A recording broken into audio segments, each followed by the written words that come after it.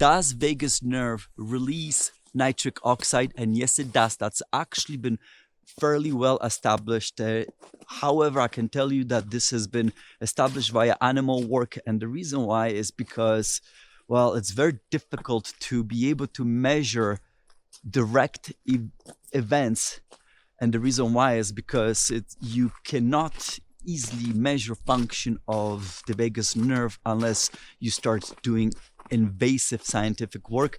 So there has been some work done in rabbits where they looked at stimulation of the vagus nerve and how it directly caused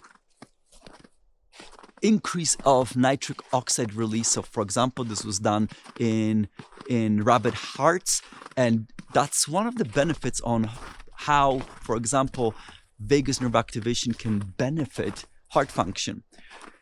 And later studies confirmed that. So yes, we do know that vagus nerve activation indeed can increase nitric oxide directly. So that's been established. It hasn't been, to my knowledge, I don't know if that's been established in humans, but it has definitely been shown scientifically in animal models. So that argument is valid. So what people have been commenting many times in my videos, that's true. I've verified it, and they're not talking just some nonsense. These comments are valid, which is, by the way, I love paying attention to comments, because I get tons of scientific nuggets of information that I simply can verify afterwards, right? But a lot of my education comes from my own audience, and I love it, by the way.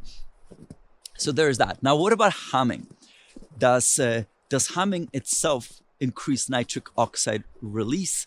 And yes, it appears that it does. There have been studies showing that as well, that humming itself can increase nitric oxide. So that has also been confirmed via studies. Now, we see that vagus nerve increases nitric oxide, humming increases nitric oxide. Well, does humming increase the vagus nerve activation, which is again what many of you mentioned in the comments to my vagus nerve video? And that part I wanted to investigate, and unfortunately we don't have direct proof, it seems that way yet, not to my knowledge, not that I could find. And again, that's because it's very difficult to establish direct link, but we do have indirect confirmation. And I'm laughing because there's remnants of an old snowman right ahead of me on a trail.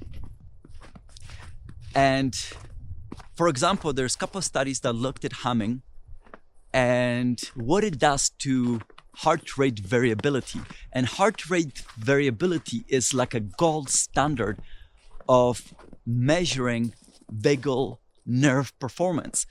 The reason why is because the better your vagal tone, or in essence, the performance of your, or sensitivity of your vagus nerve response to the environment, the higher your heart rate variability. And what does that mean?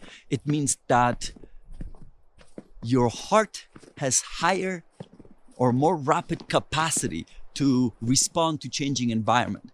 So the higher your heart rate variability, the healthier you are generally, and the lower your heart rate variability, the more unhealthy you can be. If this is on a chronic trend, of course, heart rate variability can increase or decrease rapidly, very rapidly, specific to environmental stimuli.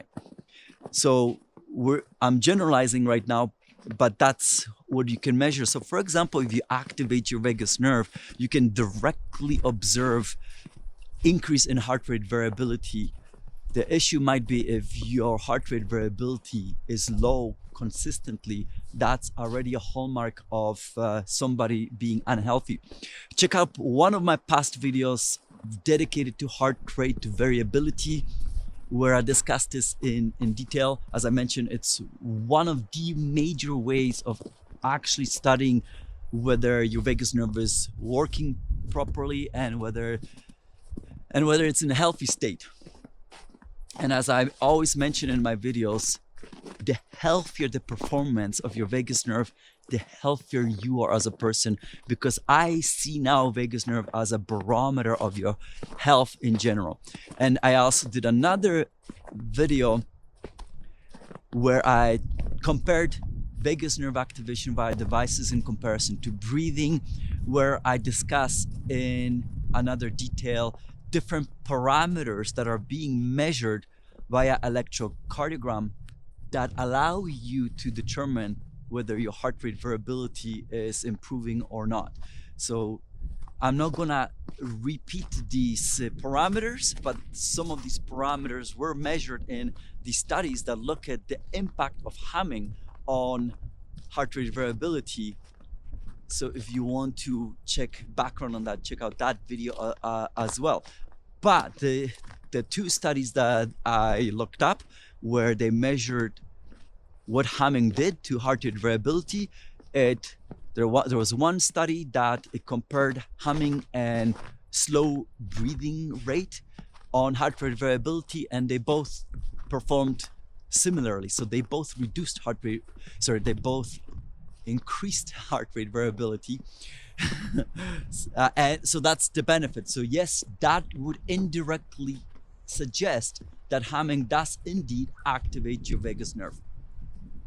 And there was one more study that I saw where, again, they looked at humming, but they also looked at other things. They looked at physical exercise as well as sleep influence on your heart rate variability in comparison to experiencing stressful situation, which of course you would expect to reduce heart rate variability. So that was like more like a control.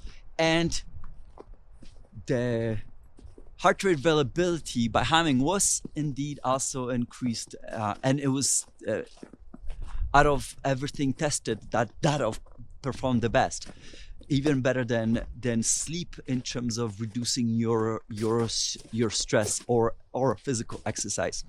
So definitely humming is a real deal in terms of helping you reduce stress markers. They also measure that and overall sense of stress or sense of anxiety in these participants. So this is a legitimate. So that's really what I wanted to get to. But we don't have the direct measurement of it. But indirect measurement indeed suggests that it might be taking place via vagus nerve, and it's a very simple process, potentially even simpler than the breathing process that I've been also discussing in the past. All right, so how does it happen? So how humming might be leading to the release of this nitric oxide, which would be one of the potential benefits.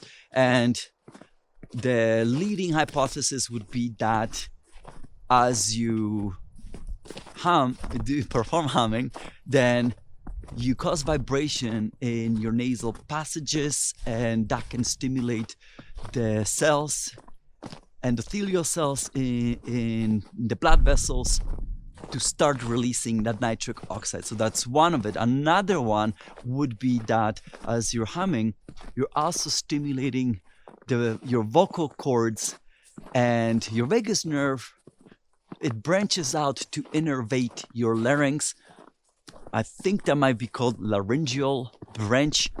And there would be mechanoreceptors that could sense these movement changes and as a consequence relay that information to the vagus nerve as well. And of course that information then continues traveling to your to your brain, and from there that is processed, and then that information then can affect the output in different organs of your body, including your heart. But there also could be completely indirect way of how humming could also be affecting vagus nerve and vagus nerve tone. And that's because nitric oxide, as I mentioned, what it does, it dilates your blood vessels, and therefore blood can flow easier. That reduces blood pressure. And we have baroreceptors, I believe what they're called, that can sense that information.